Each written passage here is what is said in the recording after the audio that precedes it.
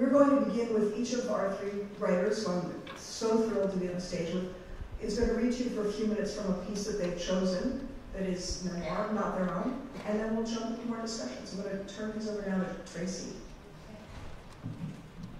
See what happens if I hold this. I wanted to share just a really brief excerpt from Richard Wright's Black Boy.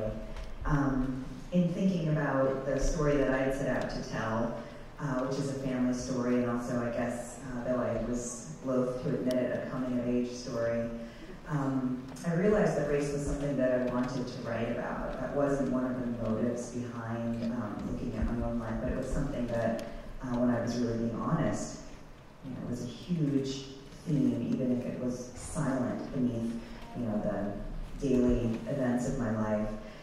And something that was really helpful to me was thinking about how Wright was able to invest his child perspective with the kind of knowledge and vocabulary that only an adult and a writer could have. And I think that invited me to revisit some of the areas that I felt with a certain amount of intensity and also a certain amount of wordless ambiguity in the moment, and to try and apply some of what I've come to understand as an adult. So this is just a very brief passage that I think articulates so beautifully that kind of movement between the then and the now.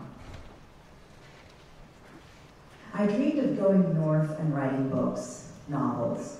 The north symbolized to me all that I had not felt and seen. It had no relation whatever to what actually existed. Yet, by imagining a place where everything was possible, I kept hope alive in me.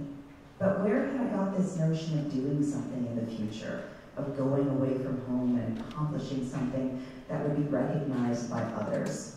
I had, of course, read my Horatio Alger stories, my Polk stories, and I knew my Get-Rich-Quick Wallingford series from cover to cover, though I had sense enough not to hope to get rich. Even to my naive imagination, that possibility was too remote. I knew that I lived in a country in which the aspirations of Black people were limited, marked off. Yet I felt that I had to go somewhere and do something to redeem my being alive. I was building up in me a dream which the entire educational system of the South had been rigged to stifle. I was feeling the very thing that the state of Mississippi had spent millions of dollars to make sure that I would never feel. I was becoming aware of the thing that the Jim Crow laws had been drafted and passed to keep out of my consciousness. I was acting on impulses that Southern senators in the nation's capital had striven to keep out of Negro life. I was beginning to dream the dreams that the state had said were wrong, that the schools had said were taboo.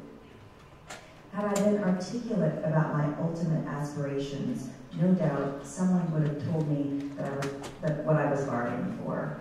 But nobody seemed to know, and least of all did I.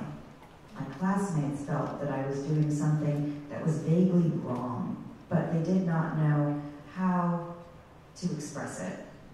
As the outside world grew more meaningful, I became more concerned, tense, and my classmates and my teachers would say, "Why do you ask so many questions?" or "Keep quiet." I was in my 15th year. In terms of schooling, I was far behind the average youth of the nation, but I did not know that. In me was shaping a yearning for a kind of consciousness, a mode of being that the way of life about me had said could not be, must not be, and upon which the penalty of death had been placed. Somewhere in the dead of the southern night, my life had switched onto the wrong track, and without my knowing it, the locomotive of my heart was rushing down a dangerously steep slope, heading for a collision, heedless of the warning red lights that blinked all about me, the sirens and the bells and the screams that filled the air.